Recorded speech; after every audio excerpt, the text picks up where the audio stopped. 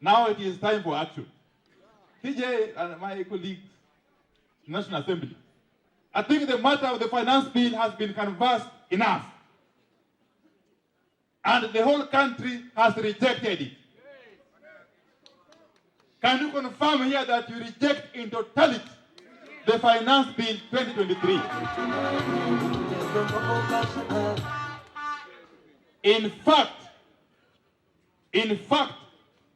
my view is that if the finance bill is not withdrawn, the finance bill 2023 as currently crafted, if the National Treasury does not withdraw it and reintroduce it in a form that's acceptable to the people of Kenya, then there's no point. There's no point of anyone coming to Parliament to read the so-called budget speech. Because as you know, under the new constitution, the budget cycle starts with the budget policy statement, BPS. Then the expenditure estimates, followed closely by the finance bill, which addresses the issues of taxation. The three go hand in hand.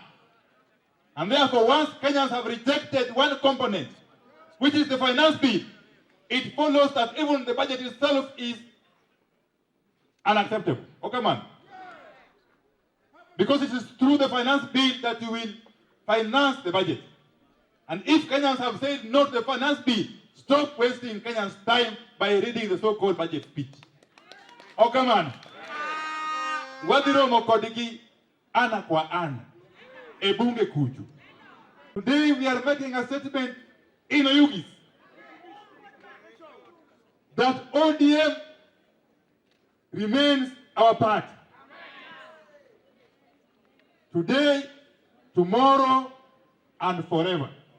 Ya kwamba sisi sote, jamii ya Wajaluo, kutoka Homa Bay, Migori, Kisumu hadi Siaya, tumeamua ya kwamba tunabaki ndani ya chama cha ODM ikiongozwa na Mheshimiwa Raila Amolo. Asanteni sana, Mwenyezi Mungu awabariki. I know when the other party was campaigning, they were talking of ASLA, that they were going to start with them. I am in finance committee. I agree they have started with the ASLA. Because paraffin, who is using paraffin more than anybody else? Are they not ASLA? You know they can't use gas for cooking. They are using paraffin. Is that not correct? Now, if they are using paraffin more than anybody else, and the tax on paraffin has gone up so many times, they have started with the paraffin. Have they not started with ASLA? So it was bottom up. Have they not started with bottom? The only thing is, they have done it the other way around. The ASLA people thought it was going to be enough food for them, that they were going to have economic strength out of starting with them. They are having economic problems starting with them. When we were in the finance committee, nearly everybody is opposing this bill. So if you support it, know that you are a Lone Ranger and you are not helping anybody in Kenya. The only interesting people I saw are the contractors.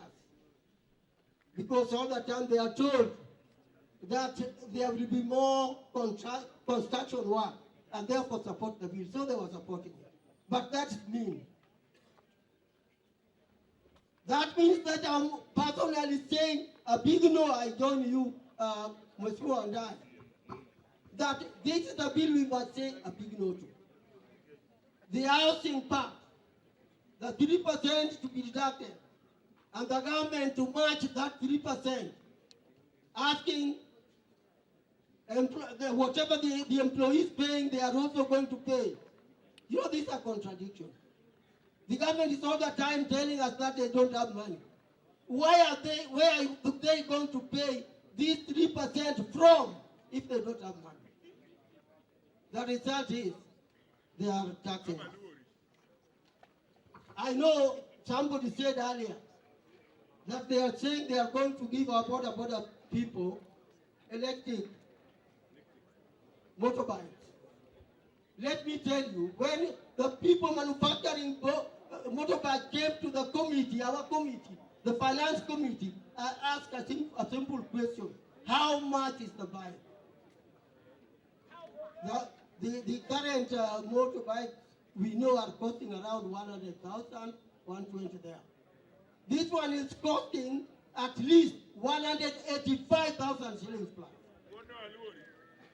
And this is what you are being told you are going to pay.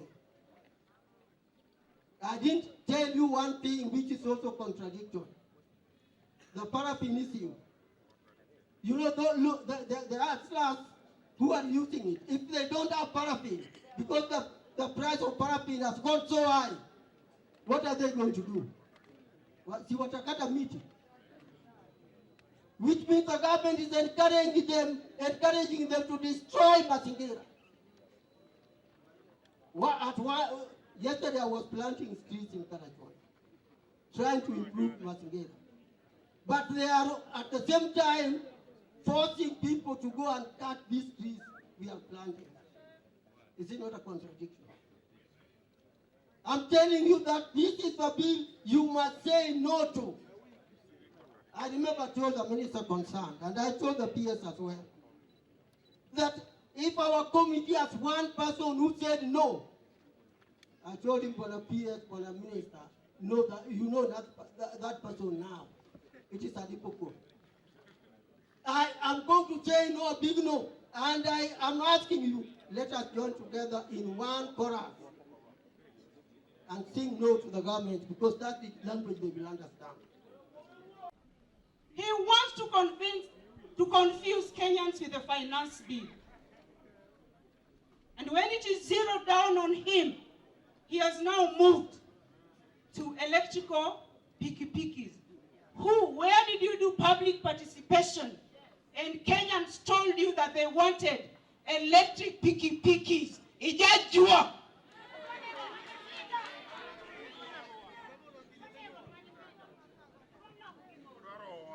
You have a very simple concept. Ruto, you have a simple concept of the lever curve that explains tax income versus tax rates. And at the peak of that curve, the more you tax people, the more you reduce tax revenue. I honestly don't know who advises you. I don't know if you ever pray that you have put Kenyans into such misery. That notwithstanding, you have gone ahead to mess and confuse our education system. Where will the Kenyan child be? If you are one, you have choreographed denying the child of the poor education, Mr. Ruto. Where do you want the Kenyan child to go after 10 years? And I'm talking with the voice of the people as an elected leader.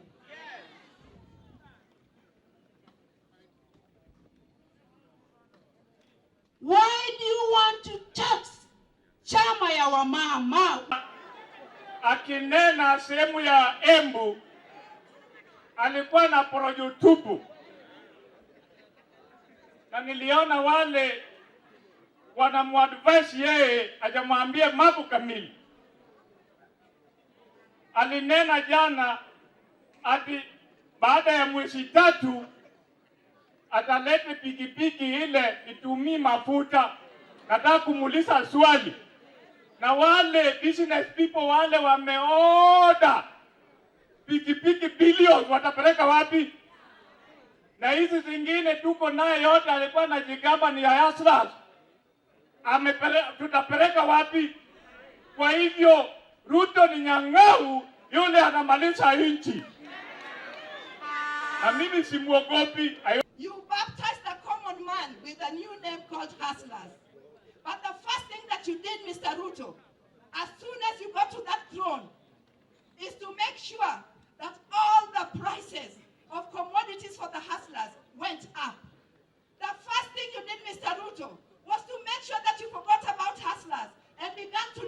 positions for your friends. You created positions for your friends, and the hustlers were left looking at you. Mr. Ruto, you still continue to lie to hustlers. You are lying to